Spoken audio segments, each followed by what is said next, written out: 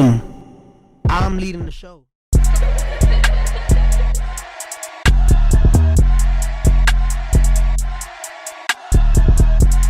Boom.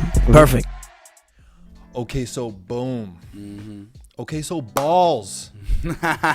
We got them. Oh, You for know what sure. I'm saying? Yeah. Boom. No way. This is crazy, dude.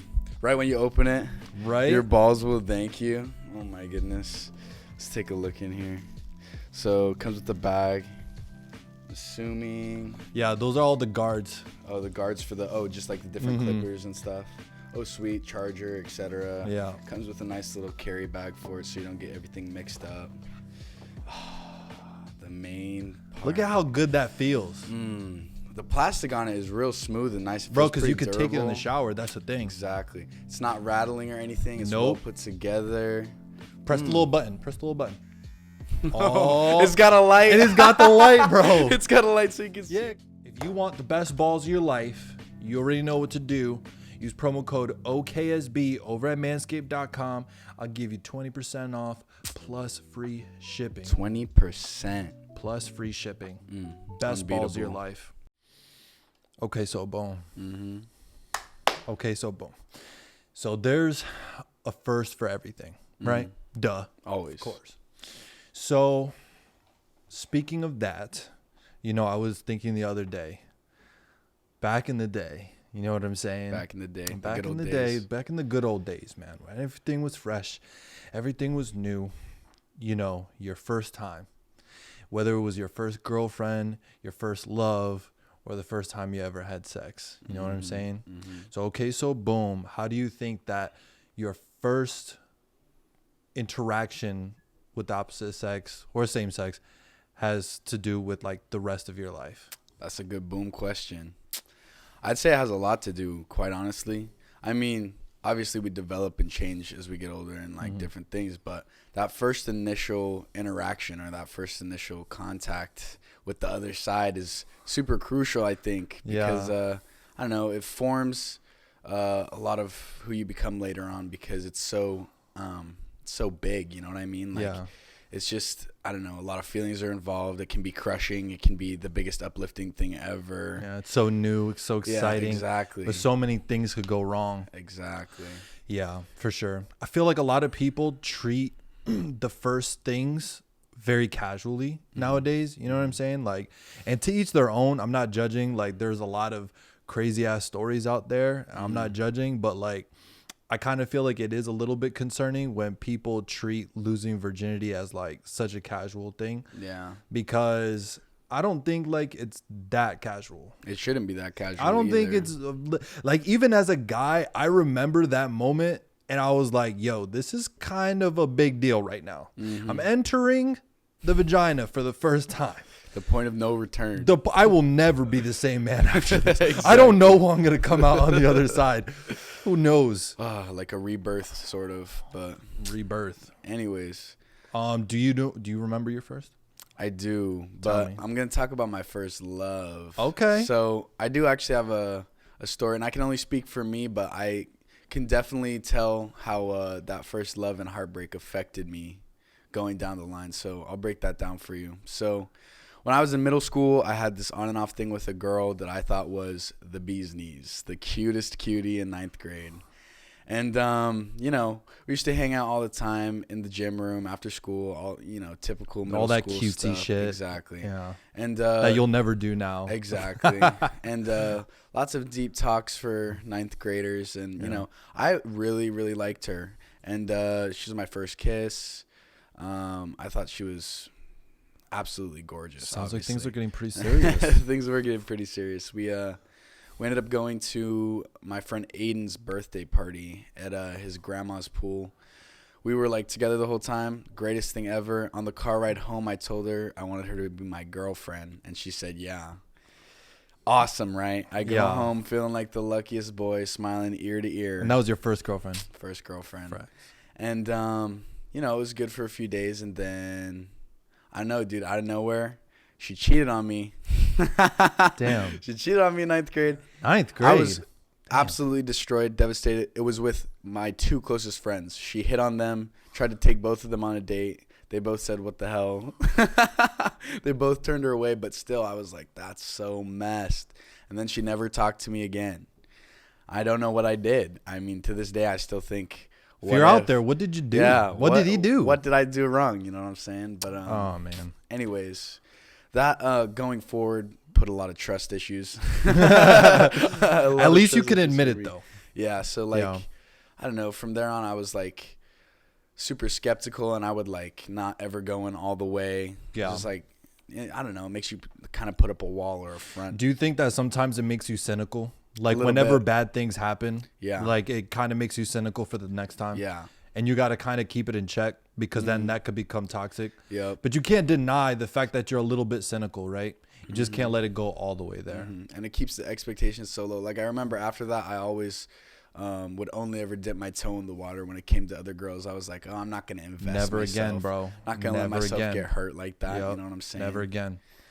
Bro, it's weird, right? Because after my first, I went off the deep end. But I think that's because I had, like, childhood trauma and, like, molestation issues that, like, led to hypersexuality. But, like, my first relationship was hella normal. Like, it was like, I was like a junior in high school or something like that. Like, it was the first serious relationship. I was a brand new kid in this high school. She was like, I didn't even know, but she was like popular and every guy like wanted her. But to me, I'm just like grateful that I have a place to sit at the cafeteria. Like, I'm on survival mode. And I lost my virginity to her, and it was super like normal, regular. You know what I'm saying? Like, we were together Typical a year. high school. I think I was like 17 when I lost my virginity, so like it wasn't too young. You know what I'm saying? In my estimation, anyway. Side note: what do you think is too young? I think too young is that's a good question. Right. I think you need to have at least 2 years after that first time that you get the pubescent stuff going on. Like, if you're a girl after your first period, you need at least 2 years. Right, but like some get it at like boner. 12 though, fam. Like, yeah, that happens. You know what I mean? But I mean, like, and it's all about like how mature you are. I mean, you should definitely wait until you're ready. But I think it really just comes down to maturity, honestly. See, what's weird for me when it comes to like kids having sex, right? So on one hand, we're like, okay, you know, obviously someone who's like 18, right? And his girlfriend's 16, that's only 2 years, but that's technically statutory rape, and he could like be jailed, right? And the whole reason behind that is because for most states, right, we deem the fact that like under 18 or whatever, you can't consent. So what's weird is if two kids have sex, did they rape each other technically because they couldn't consent according to laws? Statutorily, they did. Bro, like sometimes I think about that. Like, wait, so like where does this category fall into? All those kids hooking up in high school, committing crimes, just raping each other because y'all couldn't consent to each other. You couldn't, right? But most of us did anyway, though. Most of us did. But yeah, man, my first experience, hella normal, right? And then like I don't know what happened. I think just like deep-seated stuff went off the deep ends and just became a freaking heathen out here in these streets. And I was for the streets after that. But like looking back on it, I think that it had to do with like stuff that happened like prior to that, because like I viewed that as like losing my virginity, but was it really though? And that's what I'm saying. Like when it comes to like that first sexual interaction, right? And I know for other people that have been molested, it's the same shit. Like you don't view that as your first experience. You view like your first actual experience first choice, as your right? Yeah. And I know I'm not alone in that. Like I know that's how it is for a lot of people. So, but that first interaction could really mess you up for like eternity. You know what I'm saying? Like there's issues that I work on a day-to-day basis. Every single day is a struggle,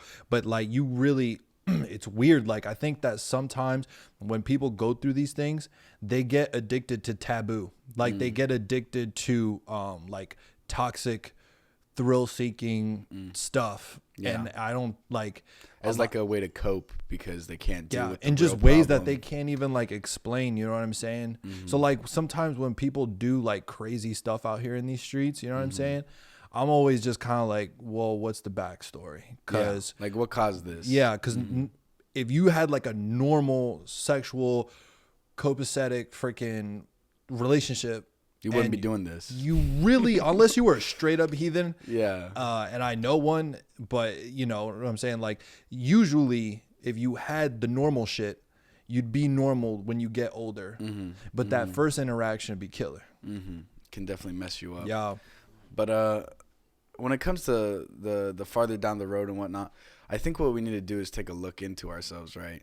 Like, obviously, if you're having some problems in the bedroom or having some problems falling in love, it's not anyone else's fault. You need to take a deep, microscopic look at yourself and be like, okay, what's bugging me? You know what I'm saying? Because, like, when a lot of people attract certain people into their lives, they're always like, men are trash, men are trash, or like, women are trash, you know? But I'm like, but what energy are you putting out, though?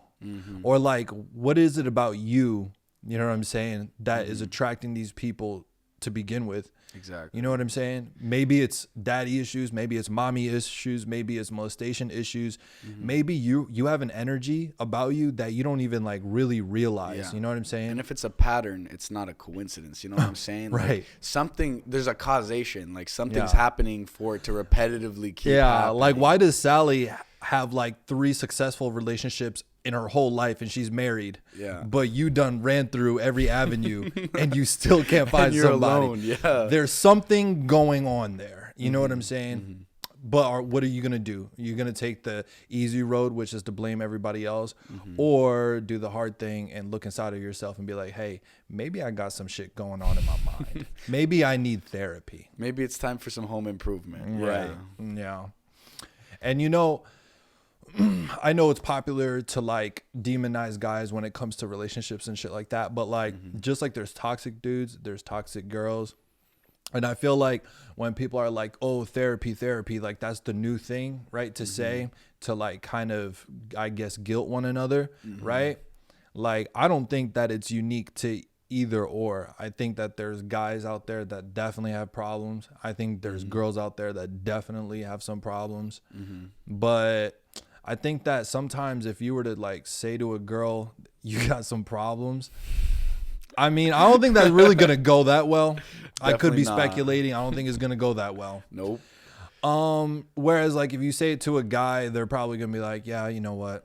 Don't we all? Yeah. You know what I mean? Like, I know, Yeah. you know what I'm saying? Like, hey, I got mommy issues. I got trust issues. You know what I'm saying? I put off an aura. So if I only get sluts because I act like this and I drive this, then that's on me. You know? That's on me. Yeah, You know what I'm exactly. saying? But I think it all stems from like what you first do.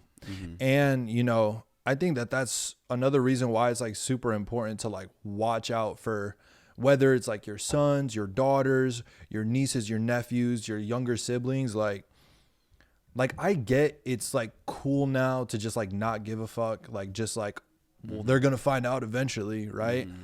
But how they find out, by who they find out, and under what circumstances they found out in makes all the difference. You know what I'm saying? Like imagine if a 7-year-old got a hold of some hardcore BDSM right at 7, full blast. You know what I'm saying? What do you think that's going to have no effect? Yeah. You know what I'm saying? Yeah, it's definitely going to mess you up moving forward. Bro. At 7 years old. Oh. Bro. I mean, I remember to this day, my first time ever looking at anything, I think I was 16, right? Freaking the anatomy books in science class wasn't cutting it no more. Freaking we got into my friend's dad's stash, and it was dialogue. You had to read this shit. There was like one picture. You had to go through you had to read flip through the book.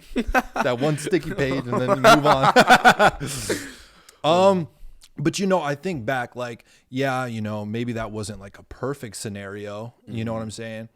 But what if it would have been just like 3 years younger or 4 years younger? Like, what that difference could have made. It could have hurt me even worse. You know what I'm saying?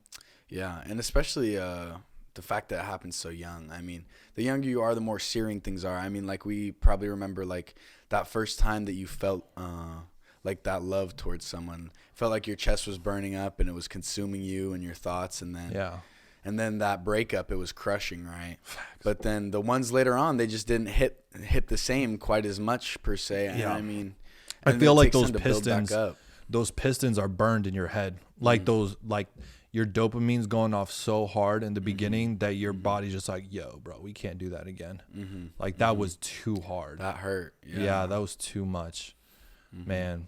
Yeah, that first breakup too, man. I mean, no breakup is easy. You know what I'm saying? Like no break is easy. But I will say though, the way that the first one starts and ends determines a lot. We're doing a survey around the country on the way population handles themselves and speaks and deals with their friends and interact with their peers.